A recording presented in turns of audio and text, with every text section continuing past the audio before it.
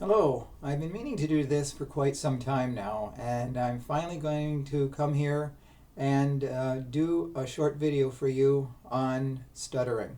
I've stuttered my entire life, and I'm 66 years old, and I was pretty well born a stutterer, and I will die a stutterer. And I've learned over the years ways to cope. At one time, it controlled my life, so hopefully, with this little video, those who stutter, those who know someone who stutters, friends or family members, or even those people who make fun of stutterers and bully them, will learn something from this. I started to stutter at about age 5. I do not have the traditional stutter, the ba ba ba ba. I have what is called stammering, and it is a hesitation. There was a time way back when I would not be able to sit here calmly and talk to you. My eyes would be blinking, my mouth would be moving frantically, and no sounds would come out. I think one of the things that I have learned about stuttering is I've accepted it. It took a long time to accept it, a long time for me to realize that I was just as good as anybody else that could talk fluently. When I began stuttering about age 5, as it progressed, back in public school, kids obviously made fun of me. I was the only person in that public school that stuttered.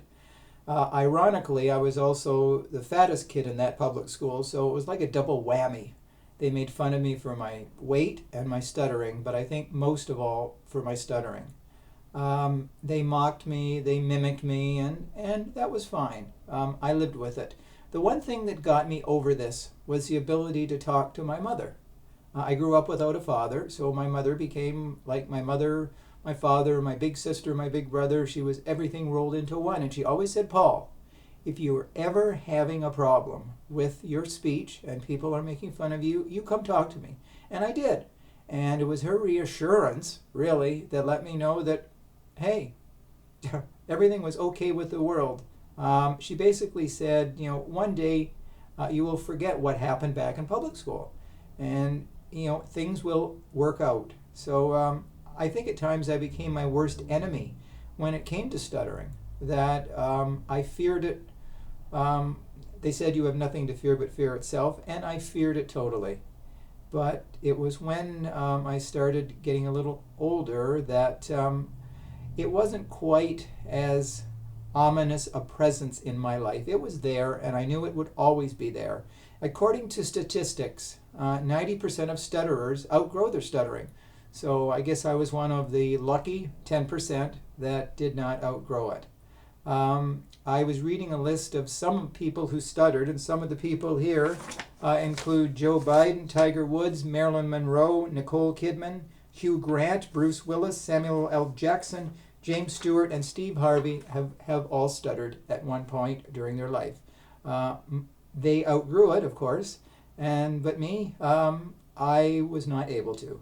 And through my life, there have been some experiences that happened a long time ago, and at the time they were very devastating. For example, one day I went into a store and I was asking for something, I forget what it was, and I was having a really bad speech day. And the lady looked at me and she said, "Are you okay? Can I help you?" I guess she thought I was a little slow because the mouth didn't move. I guess she figured the brain didn't move. Another time, I remember, this is going back to the late 70s, early 80s, when I phoned a store about something. And I remember I was like, and the lady said, if you ever call me back and try to make an obscene phone call, I will call the police and have you arrested. Now, suffice it to say, I stayed off the phone for about a month. The only person that I called during that time was my mother. I was deathly afraid that the next time I called, somebody would mistake me for an obscene phone caller.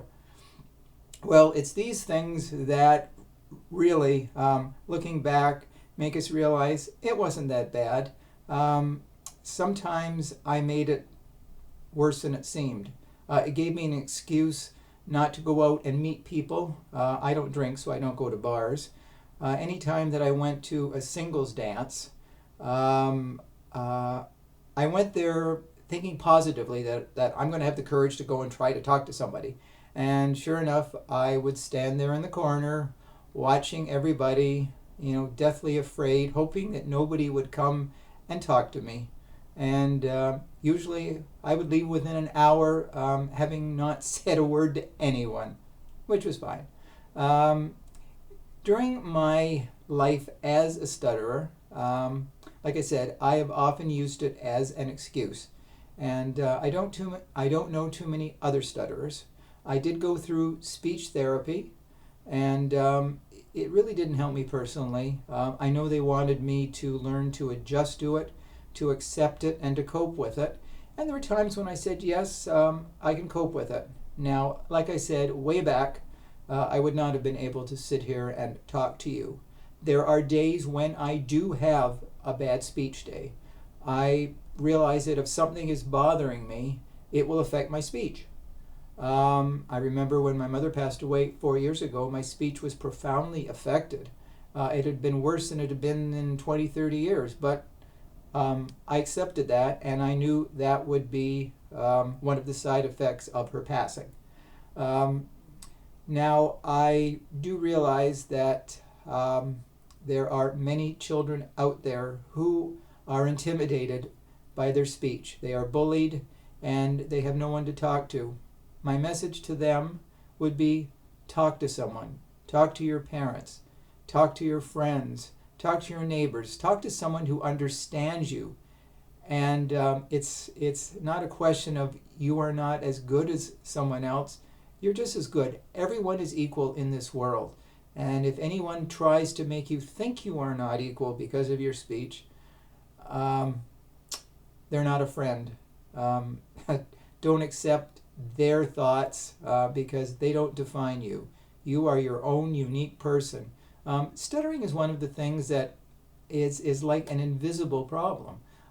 If you see a blind person down the street with a white cane, you know they're blind. If you see someone in a wheelchair, you know they have mobility issues.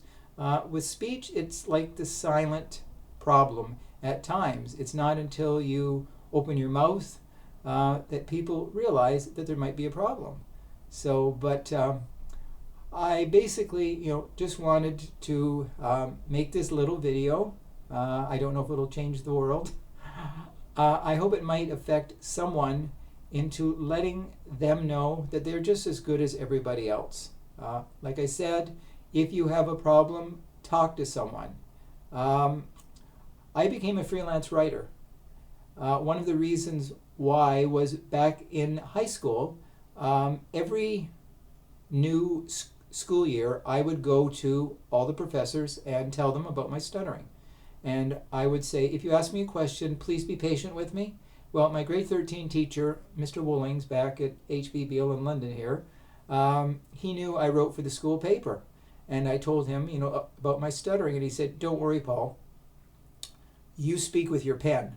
And to me, that was very profound. And that was one of the reasons why I eventually became a freelance writer. I thought maybe I can't speak quite as eloquently with my mouth, but I can get my thoughts down on paper. So I was a freelance writer for 25 years. So I guess, like they say, when one door closes, another one opens. And actually, my goal in life was to teach special needs children. I went to university, I got my BA in the social sciences, and I was ready to go to teachers college. I went to talk to a counselor about, the transition to teachers college. And he said, Paul, I think you might have a problem.